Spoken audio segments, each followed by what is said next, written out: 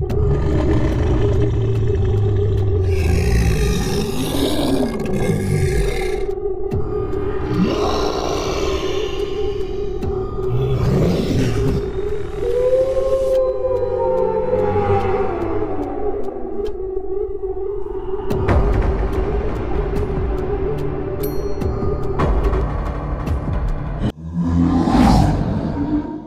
back, everyone.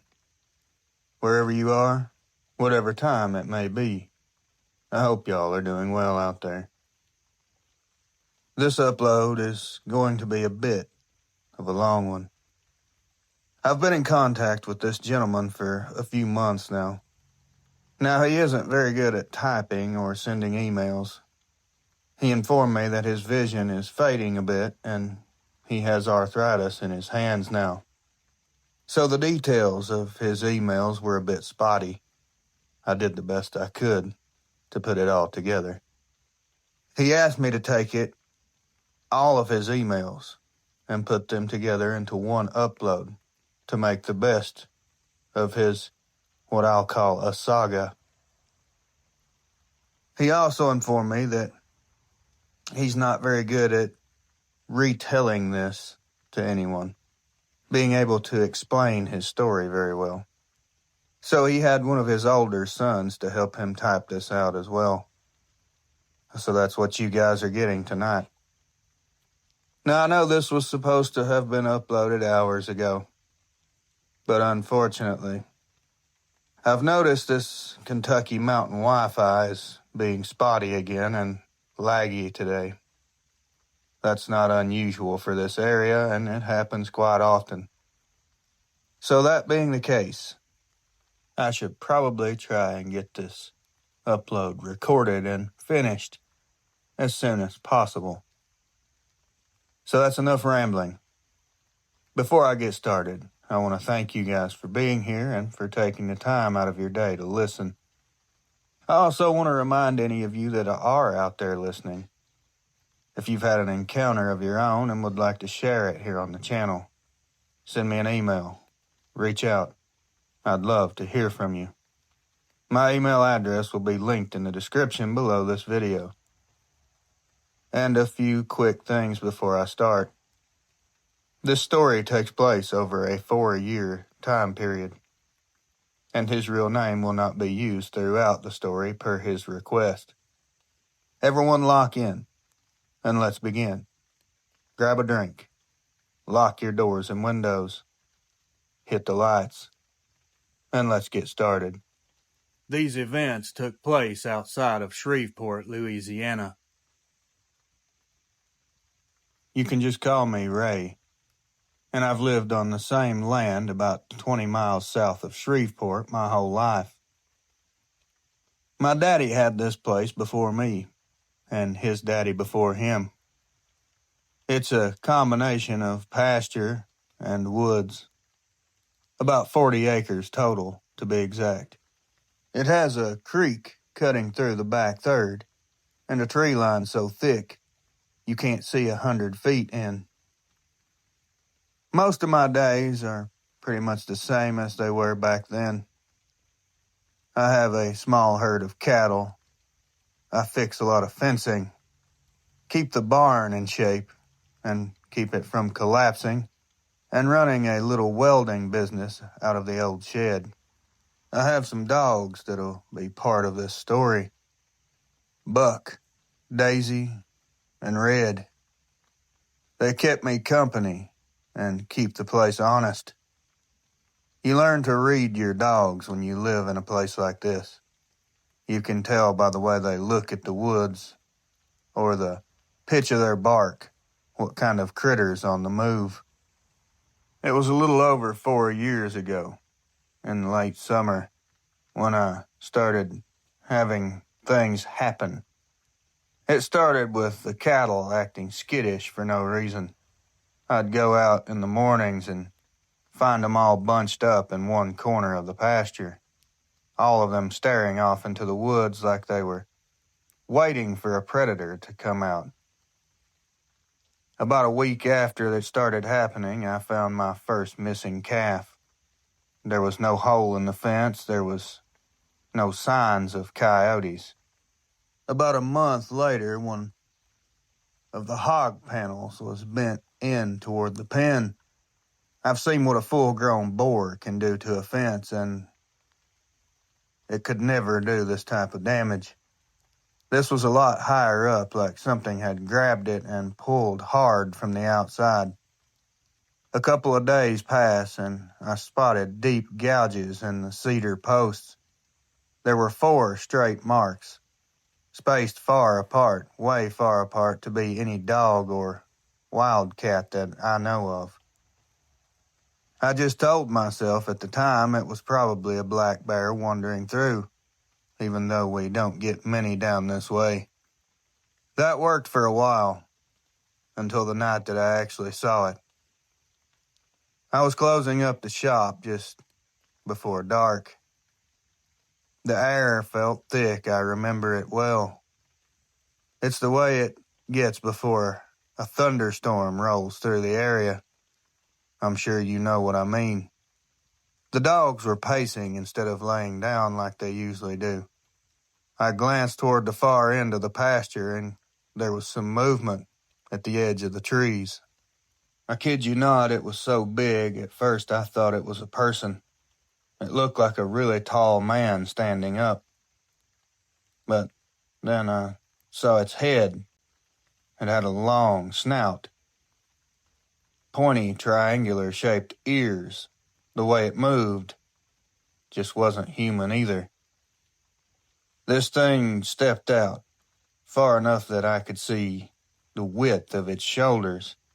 It turned and ran off back into the dark as soon as I saw it. I stood there for a long time after that, trying to listen. I was confused, as any normal person would be. I wasn't scared yet, but I was definitely nervous. I noticed the woods and everything around me went quiet. That was the first time I knew for sure something was watching me from out there. After that night, I started paying a lot more attention to the edges of the property. I didn't tell anyone about what I'd seen, not even my brother, who was close by and helps me out on the weekends. I knew exactly what I'd get in return. Jokes, disbelief, or somebody deciding that I'd lost my mind. For a while it was quiet, and I almost convinced myself that it wasn't even real, that I'd imagined it. But then the little things started. The dogs wouldn't go past a certain point near the creek anymore. Buck, who usually tears after everything that moves, would just stand there growling low, with his tail tucked between his legs. One morning I found a fresh trail through the tall grass at the back fence. The strange part was the spacing. This wasn't deer. It was too far apart for any kind of livestock. It was almost like someone had been walking on 2 legs, taking long strides. A couple of weeks later, I woke up to the sound of the cattle bawling. When I got out there with the flashlight, I found the whole herd pressed up against the barn, eyes rolling, their breath steaming.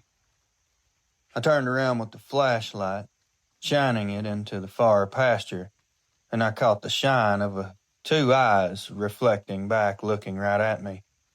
They were way higher off the ground than they should have been. Before I get a clear look, they dropped out of sight like whoever or whatever it was had simply just crouched down, trying to hide. The next big incident was in early October. I had just finished welding a frame for a neighbor and was walking it out to his truck when something slammed into the side of the barn hard enough to rattle the sheet metal. The dogs went crazy, but instead of busting out trying to defend the barn, they stayed close to me, their hackles raised. I eased over to the corner and caught the smell before I saw anything. It smelled like something soured, something rotten mixed with wet dog. When I poked around the side and took a peek, I saw a shape moving away. Upright, broad through the shoulders, long arms swinging at the sides like a gorilla. It cleared the back fence without even slowing down. I didn't sleep much after that, and I started keeping my rifle closer than usual. Whatever it wasn't just crossing through my property. That was the same creature I'd seen before. It seemed to be hanging around, and it seemed to be getting comfortable here. After the night the barn got hit, things didn't go back to normal like I'd hoped.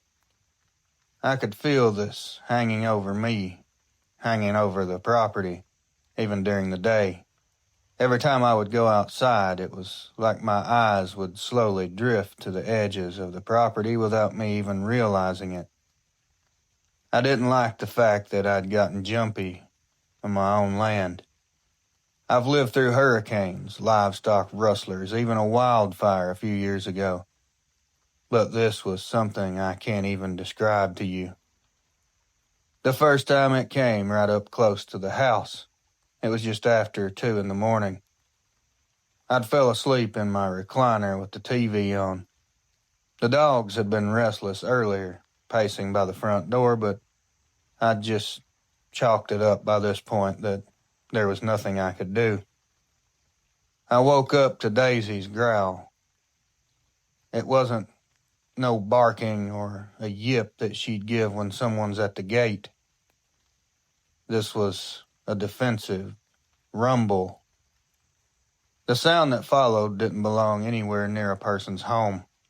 Something big was moving along the porch. I could hear the boards groaning as this thing walked, slowly, from one end to the other.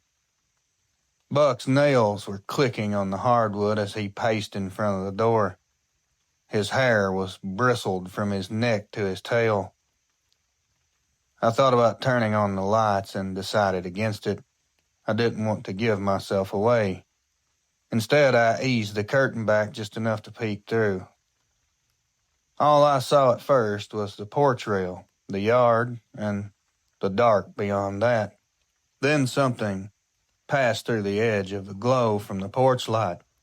It was tall enough that the top of its head brushed the eaves, with a fur the color of wet earth. It paused. I couldn't see the face straight on, but the outline was no man. It had long forearms, hands, not animal paws, that it had resting on the porch rail like it was one of my neighbors hanging out. The wood under its fingers was bending and bowing. I must have made some sort of noise, shifting my weight maybe, because its head turned toward the window in a snap. I saw the side of the muzzle then. It was very long. Its ears were extremely abnormally tall off of its head. Its eyes, just like an animal's would, caught a reflection of the light, but with something sharper behind them. This thing didn't try to open the door, not yet. It just stood there for a few seconds. That felt like an hour. Then it stepped down into the yard and walked back toward the creek.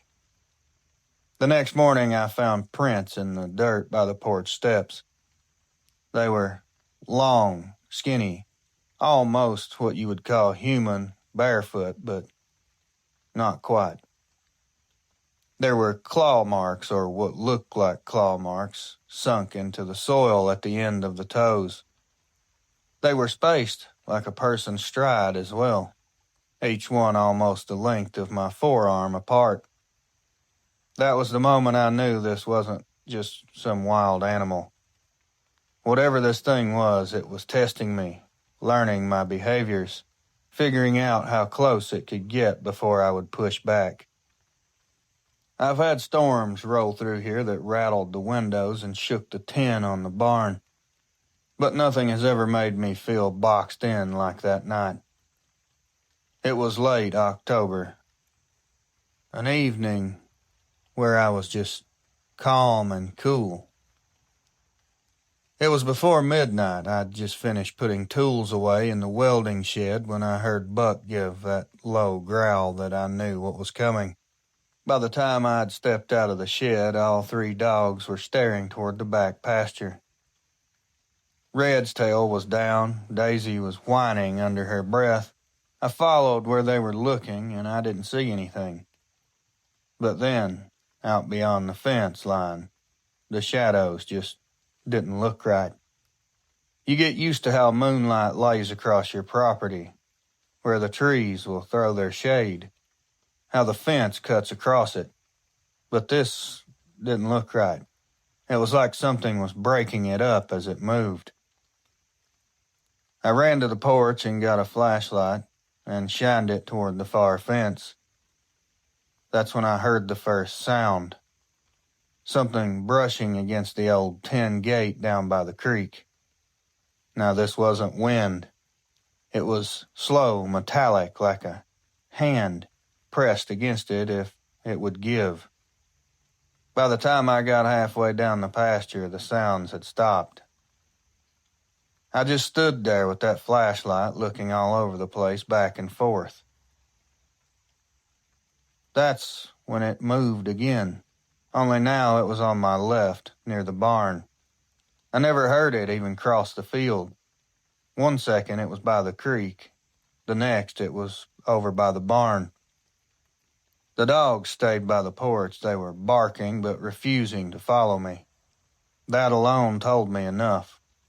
Whatever this thing was, the dogs didn't even want to get close. I went back up toward the house and sat on the porch with my gun resting across my lap. Every few minutes I'd hear it somewhere else. It would pace the fence line, then it would splash in the creek.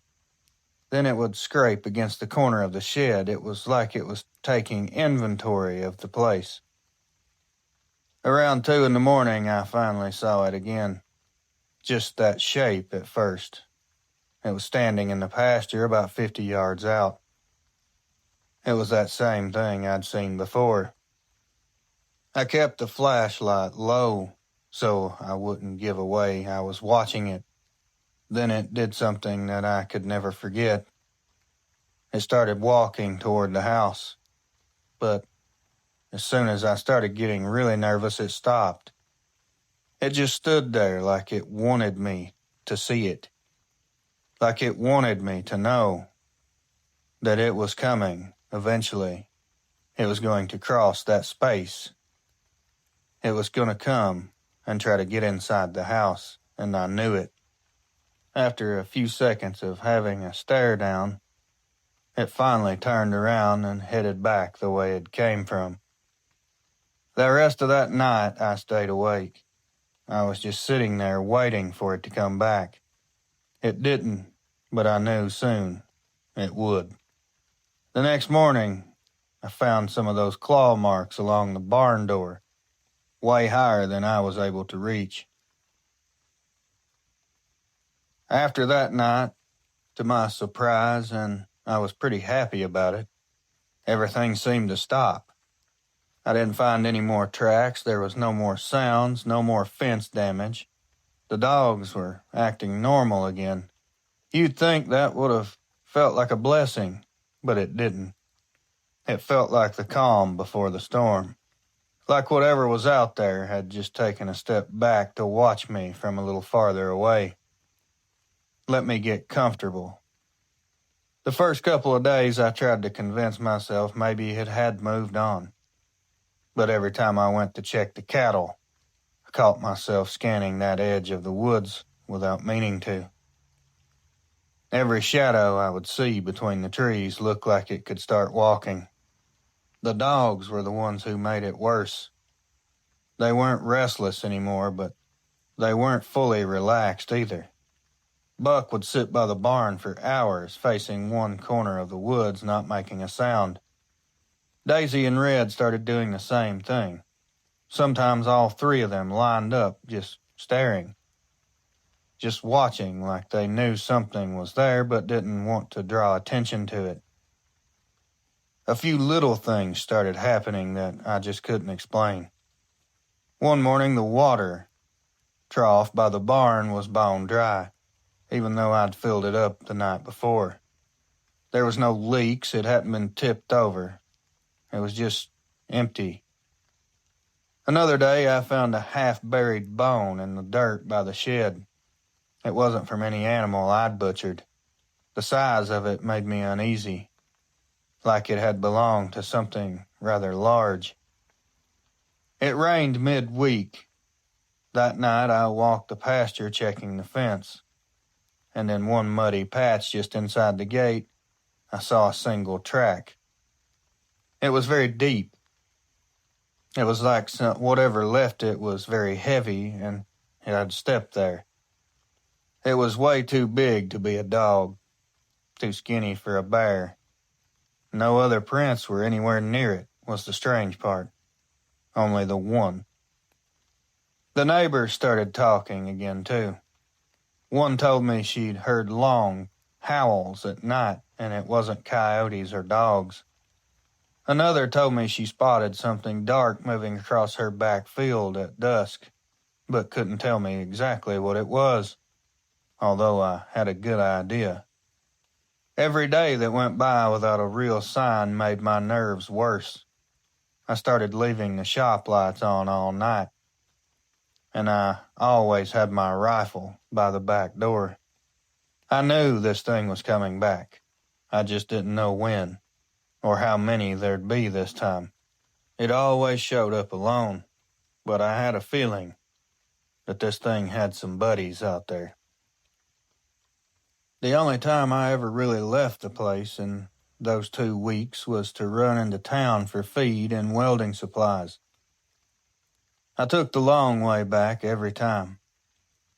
Not because I didn't want to take the main road, but because I caught myself scanning every field and tree line like I was looking for it. Didn't matter if it was noon or getting toward sundown, my eyes kept darting to the edges. One evening I was fixing a section of fence near the creek when Buck started that whining low in his throat. It's like he didn't want me to hear it. He kept glancing toward the woods, those ears pinned back, stiff tail. I stood there with a hammer halfway to the post and was listening. The wind, the sounds, everything just stopped abruptly. It was just a heavy stillness.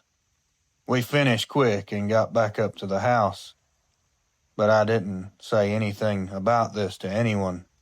I wish I had. Around the 10th day, I woke up just before sunrise and found Daisy sitting in the middle of the yard, staring east. Her fur was puffed up along her backbone, and she didn't even blink when I stepped out on the porch. I followed the spot where she was looking, and I didn't see anything.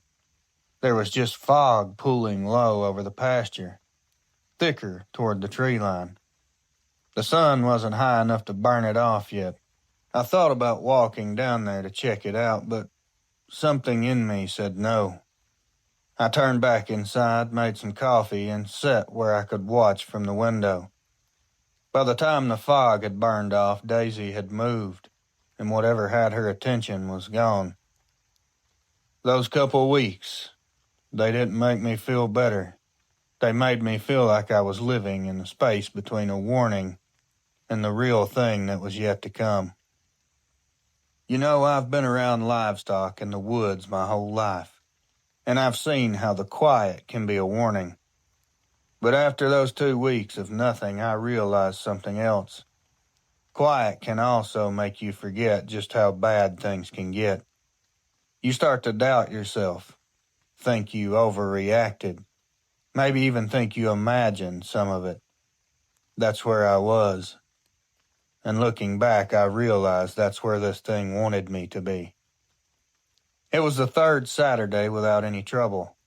I'd finished my morning coffee and decided I'd spend the day clearing out the back pasture where some young pines were trying to take over. Normally I'd take Buck with me, but he was laying on the porch with Daisy, and they both had this lazy, heavy look, like they'd been up half the night.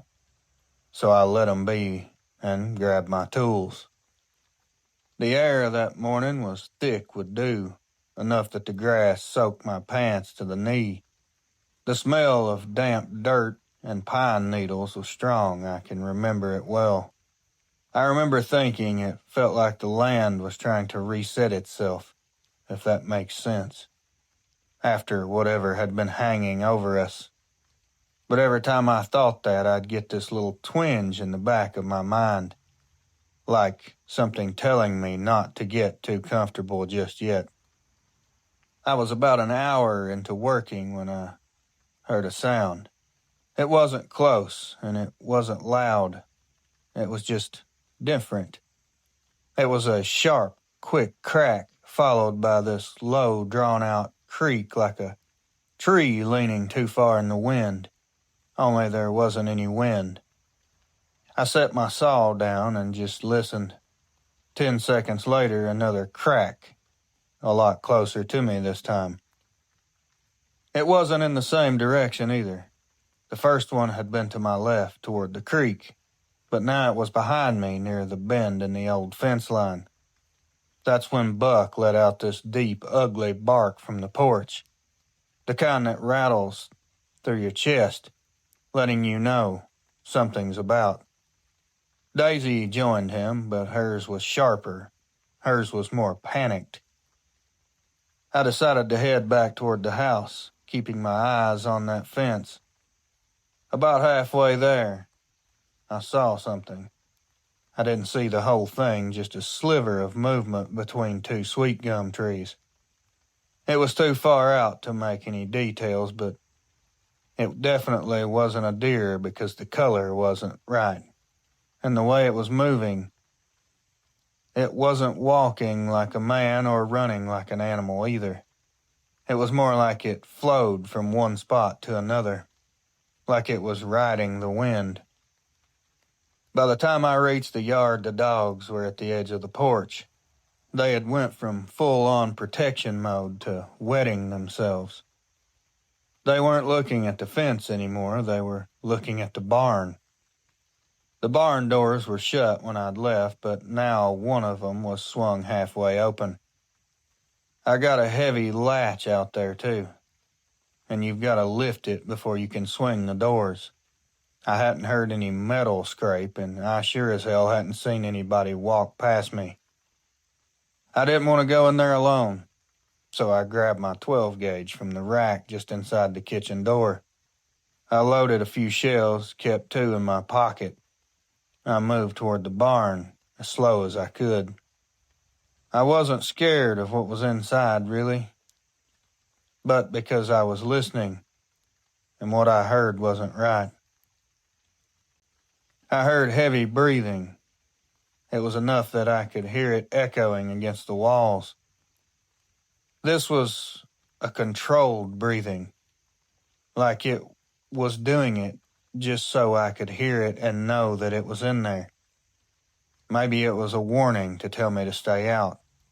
I stopped just outside the doorway and called out, "Who's in there?"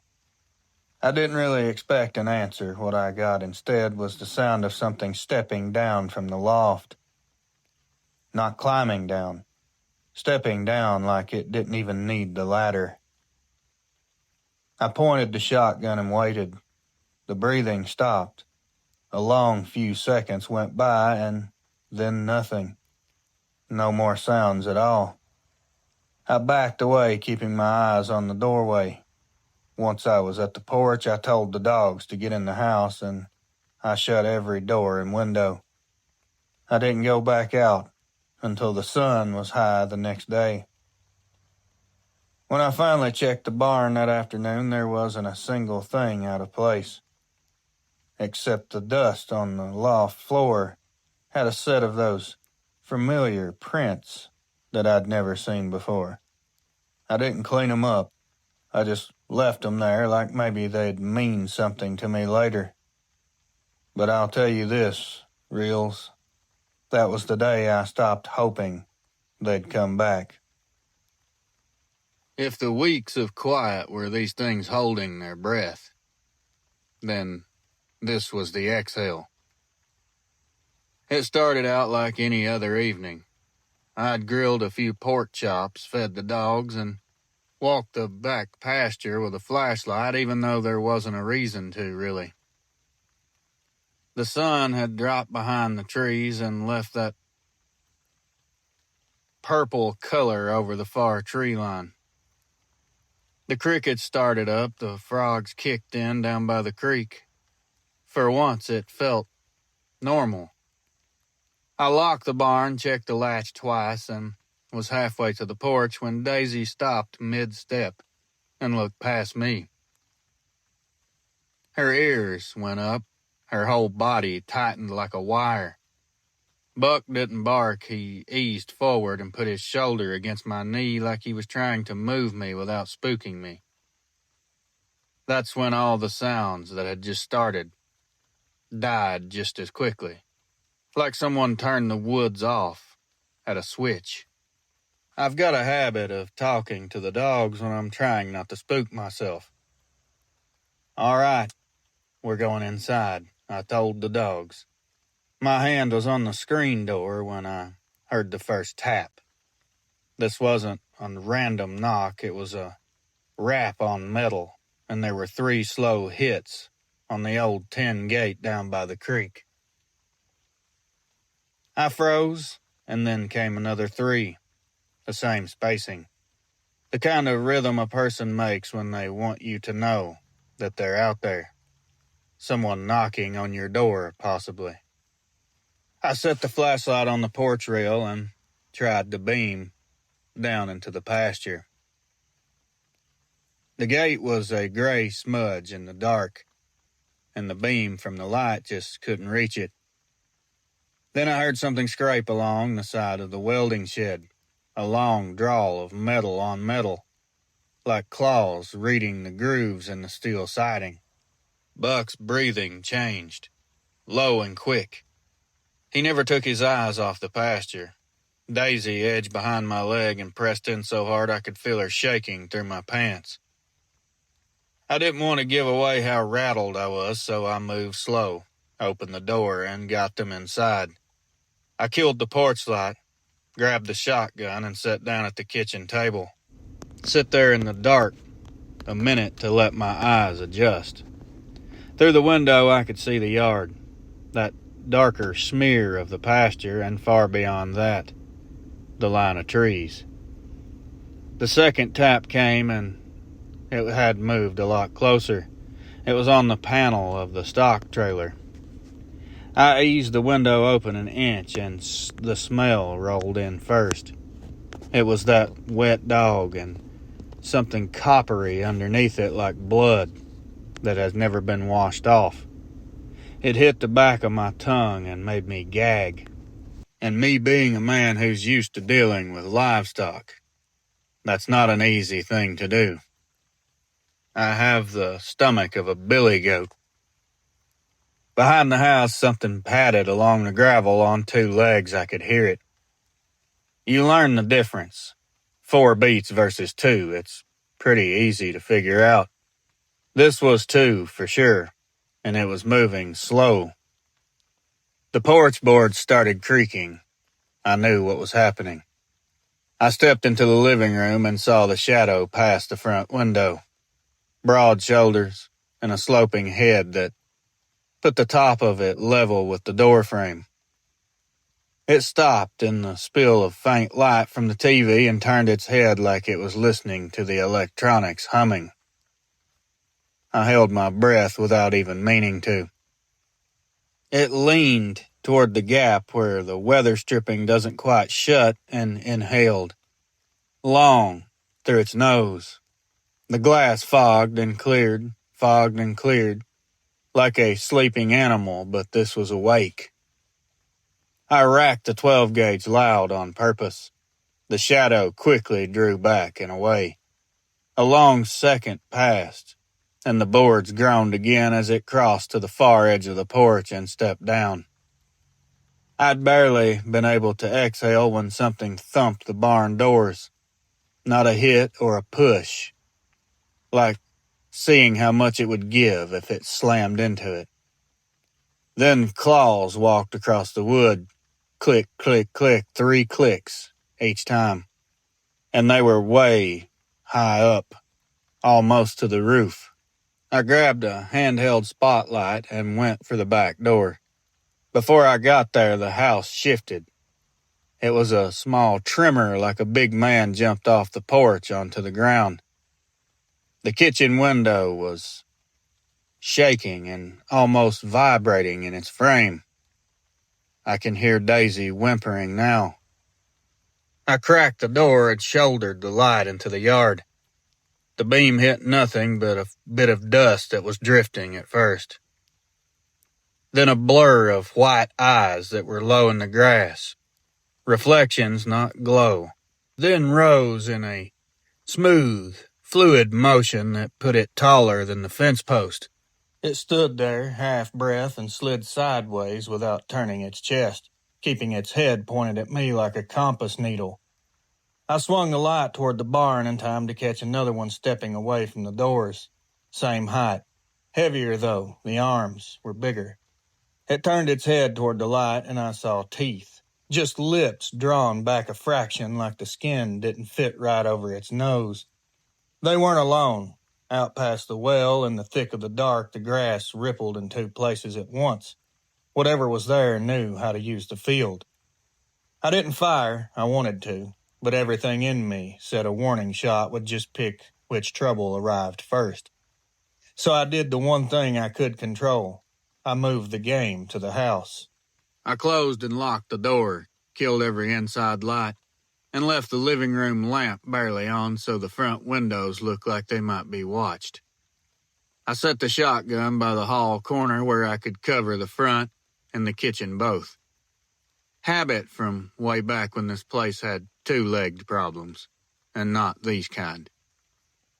The dogs settled on the floorboards with their noses pointed at different angles. Buck toward the front steps. Daisy angled at the kitchen stoop. Red sat halfway down the hall and watched the back bedroom window like he expected something to look in. For a minute, everything was quiet, and then the mimicry started. Out by the stock pond came the sound of a single calf bawl.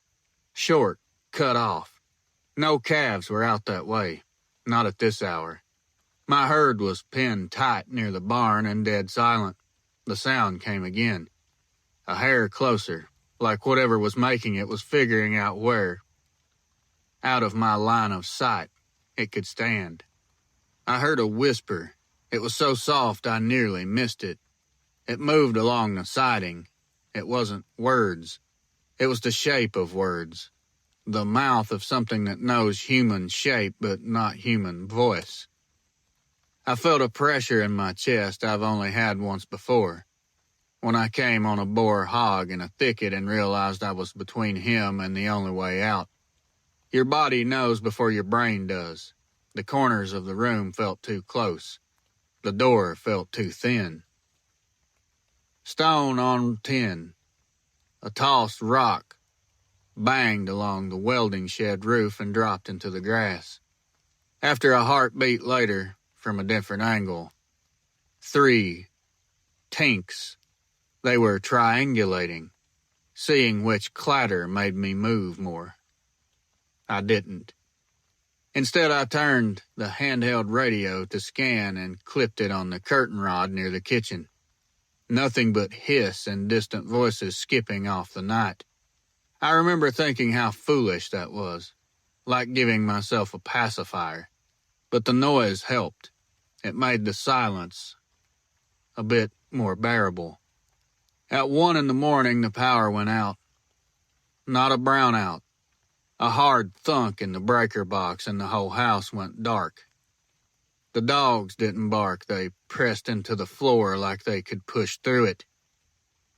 In the new dark, I heard breathing again.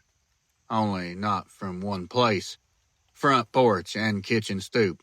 2 breathing rhythms out of sync. Close enough I could hear the wet in it. Inhale, hold, exhale. It was the kind of patience a hunter has when it knows the pen. Something tapped the kitchen window, quick, and there were 3 in a row. I kept the shotgun sight lined on where the handle of the back door was, and I waited for the latch to lift. It never did, and the breathing just slid away. The next move came from the barn. A loud thud that wasn't a body, it was more like a shoulder leaned into hard wood. Then another, and a third, higher up. A crossbar sounded like it was being tested for flex. That's when the cattle started answering. They weren't panic yet. It was confused moans they make when they smell something they recognize as predator, but haven't decided to break yet. The sound rolled through the yard and raised every hair on my arms. I worked the window shade with 2 fingers and breathed through my teeth so I wouldn't fog the glass. The field looked empty. The line of trees looked like teeth.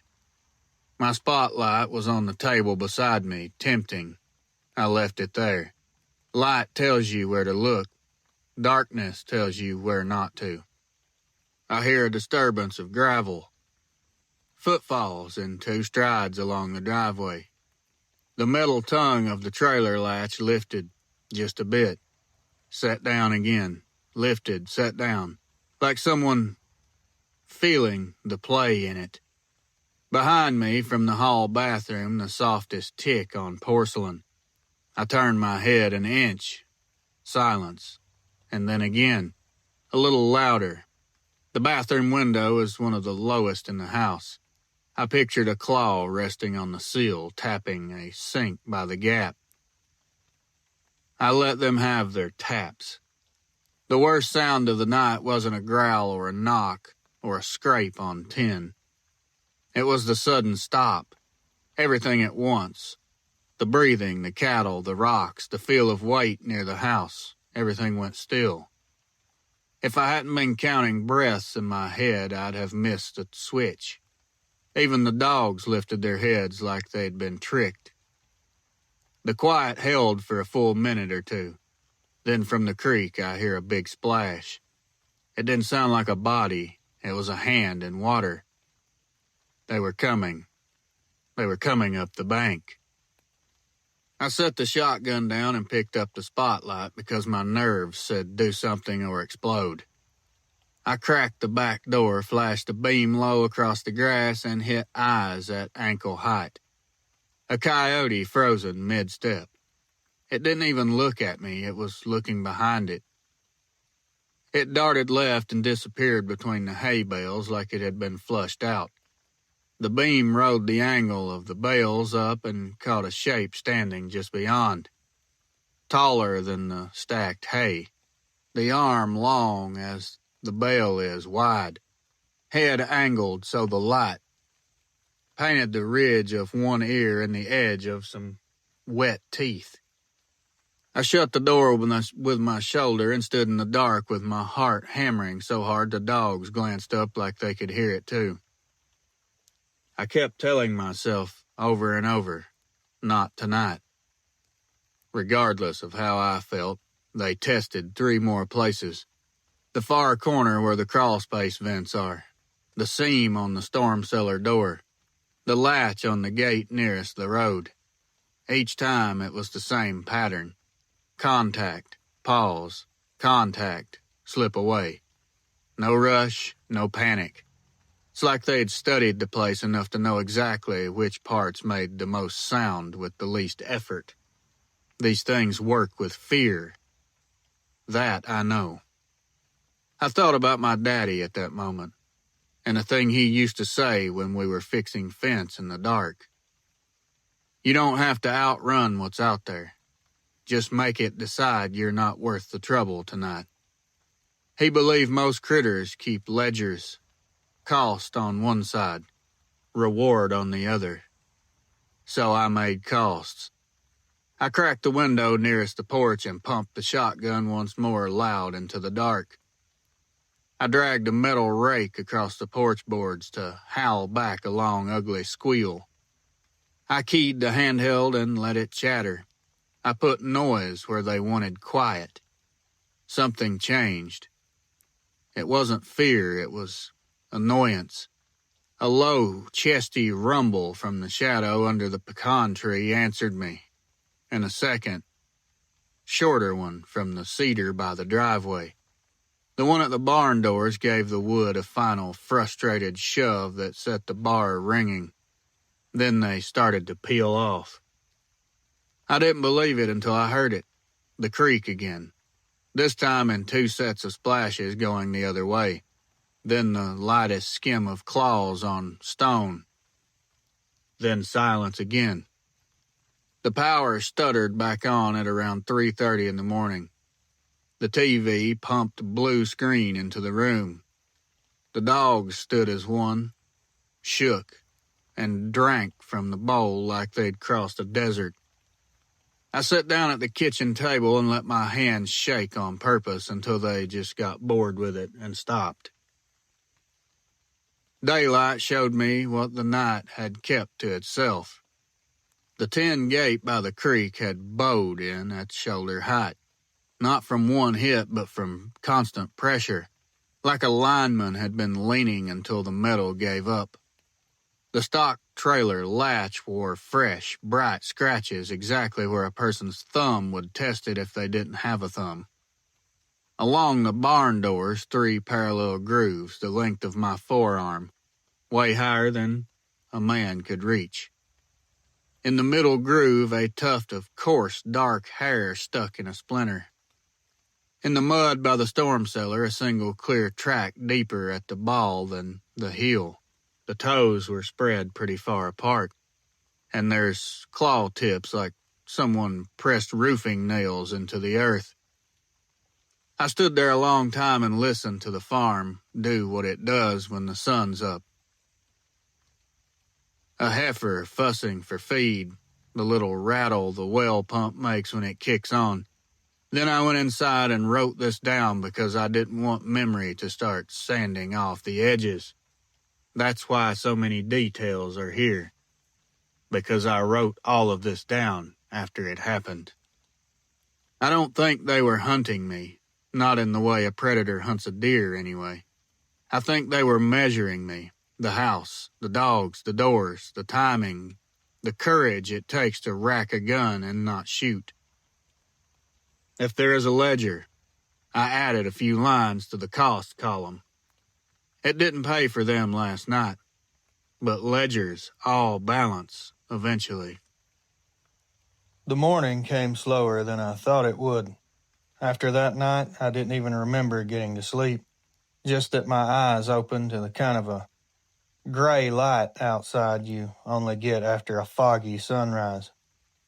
My coffee pot was still half full from the night before, cold as a well rope, but I drank it anyway because I wanted the caffeine more than the comfort. The first thing I noticed when I went out onto the porch was how quiet it was. And it wasn't the peaceful quiet. It was an uneasy stillness when a storm's just passed and you're waiting for the next one to roll in. My pasture looked normal from here, but I've learned over the years that normal at a distance can be nothing but a lie. I went to feed the chickens and check the barn, but halfway there I spotted tire ruts stopping at the end of my driveway. They were too new to be from me. They were fresh enough that the gravel still held the tread pattern. I didn't know who it could have been, and I sure didn't like the thought of someone nosing around right after last light. About mid-morning, I heard a four-wheeler buzzing from the west.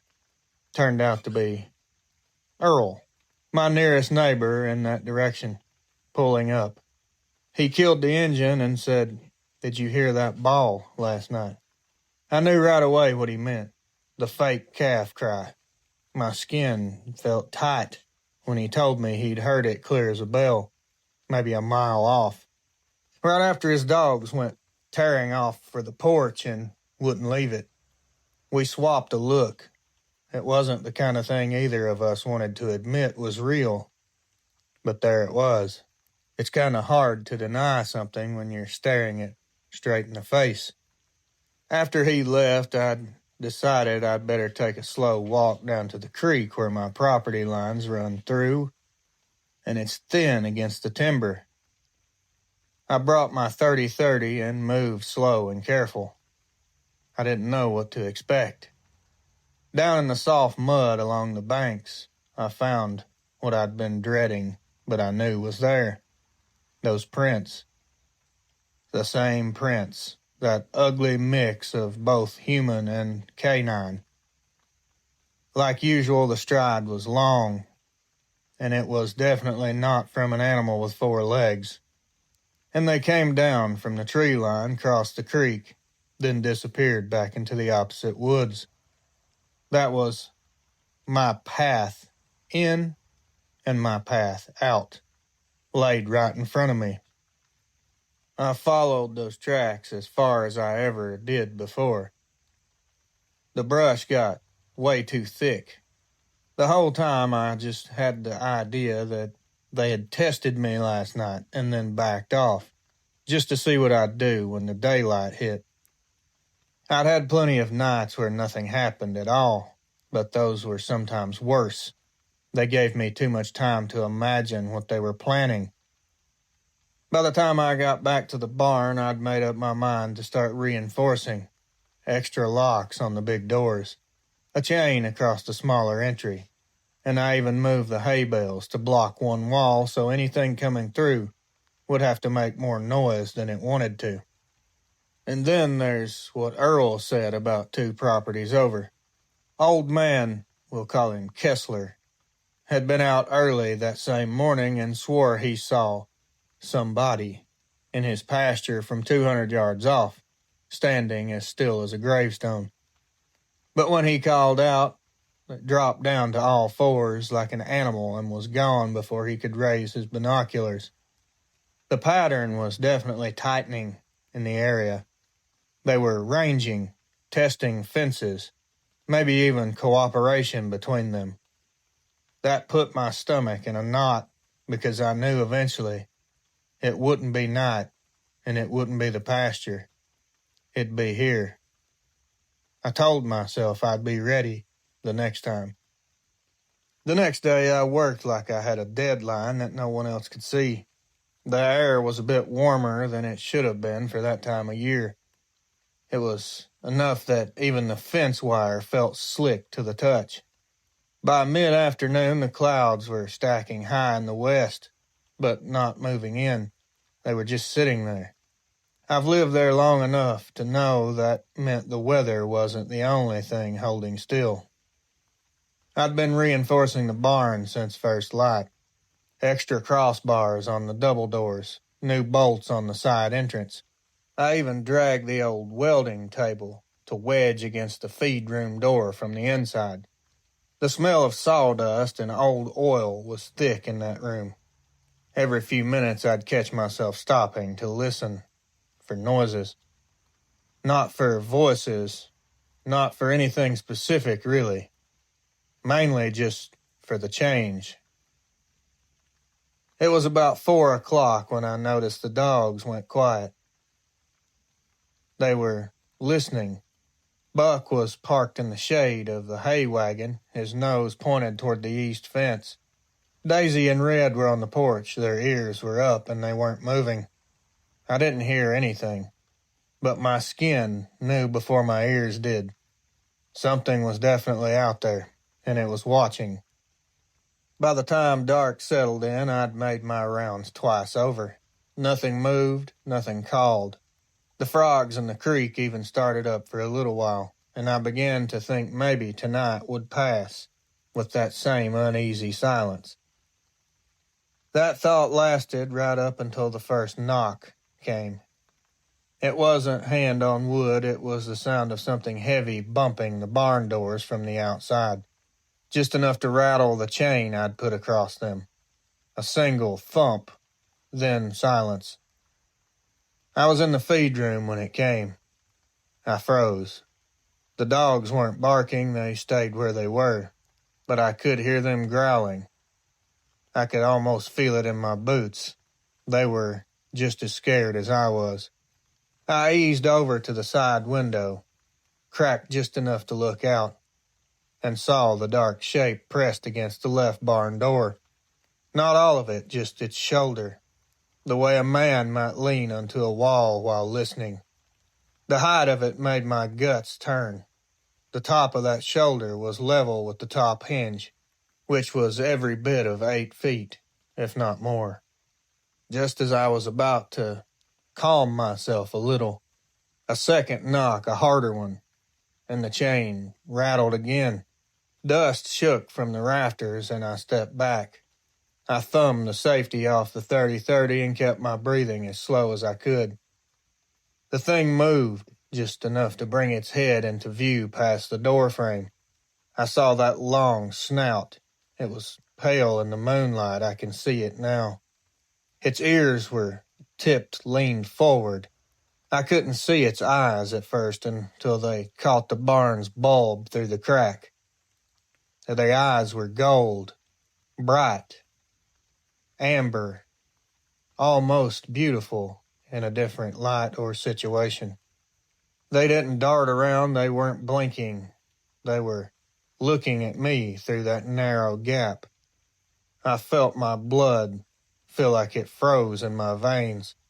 I've never felt anything quite like that when that thing was staring at me. I thought about shooting. My finger was there, but that part of me, call it instinct, call it stupidity, it held off. I don't know if it was the way it stood there, testing me, or the thought of what might come if I missed. We stared each other down for maybe 5 seconds.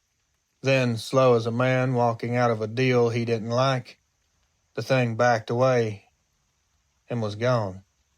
I didn't hear any noise, but its own weight settling back onto the ground.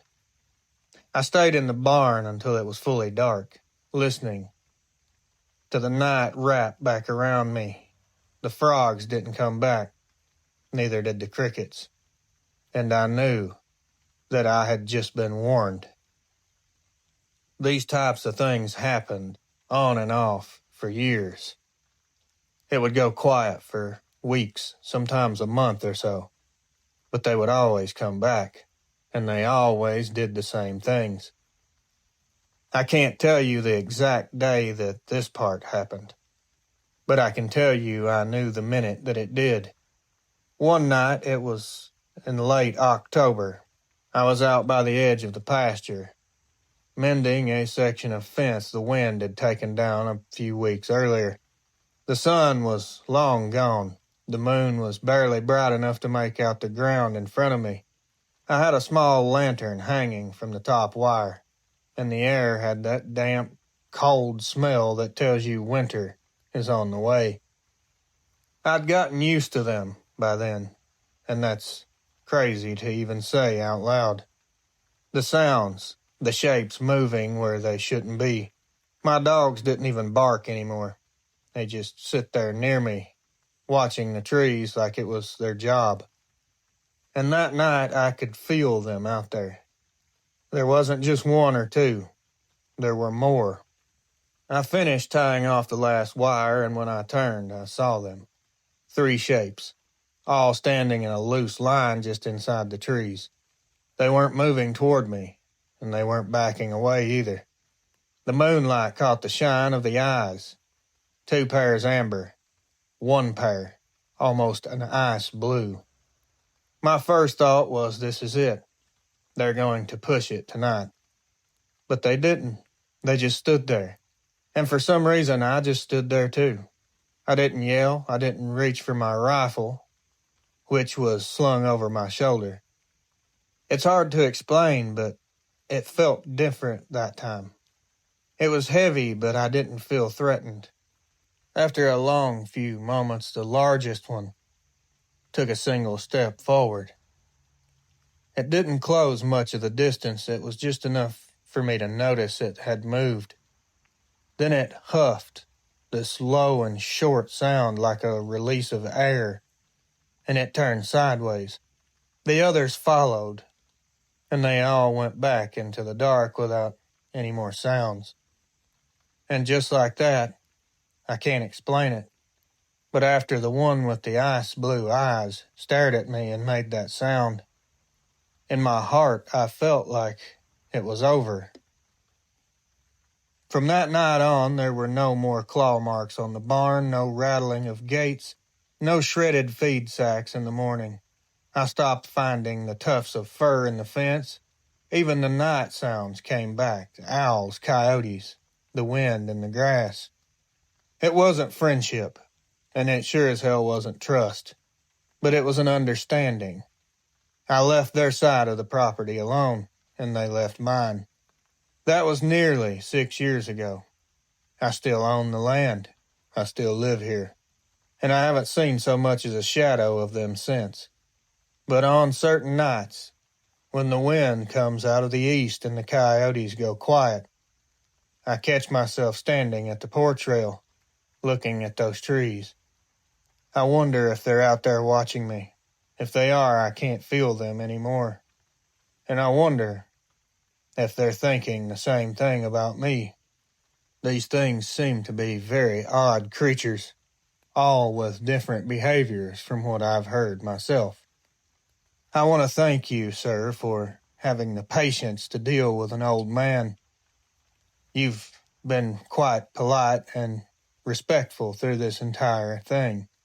Had it not been for you and my boy, then I probably wouldn't have been able to do all this. I feel like this could help someone. Maybe. Possibly. Hopefully. I don't claim to understand what these are or why they do what they do. All I know is I have a lot of experience dealing with these animals, and that's what they are. Animals. I can't tell you to respect them or do what I've done, because apparently they're not all the same, which would make sense. Not all animals are the same. Have you ever had two dogs that acted exactly the same? I didn't think so. Well, this has been long enough. It's been months in the making, and I'm glad that it's over. No offense, Reels. I've enjoyed our conversations, but this is a story I don't really like to relive very often. Thanks again for your time, your patience, and your understanding. Much appreciated.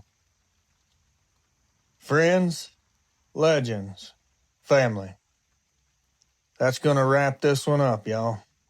4 years, legends. Just think about that for a second. Most of us wouldn't last 4 nights with something like that outside around the property, and this man lived with it for nearly half a decade. I've said it before, and I'll continue to say it. No matter where you stand on the Dogman subject, you cannot ignore the kind of toll a situation like this would take on someone. It changes how you look at your own home, your own land, even how you sleep at night. I want to thank him again for trusting me with the details and letting me bring you the whole thing from start to finish. And if you've had an encounter of your own, whether it was one strange moment or years of it like this guy, you know where to send it. My email is in the description below, and I would love to hear all about it. Until next time, stay safe, keep your guard up, and remember, not every set of eyes shining in the woods belongs to something you already know. And if you have had an encounter and you're struggling with the thought of sharing it, just remember, you're not alone. I love each and every one of you. Until next time, my friends, watch over your loved ones, keep your head on a swivel, and as always, good night.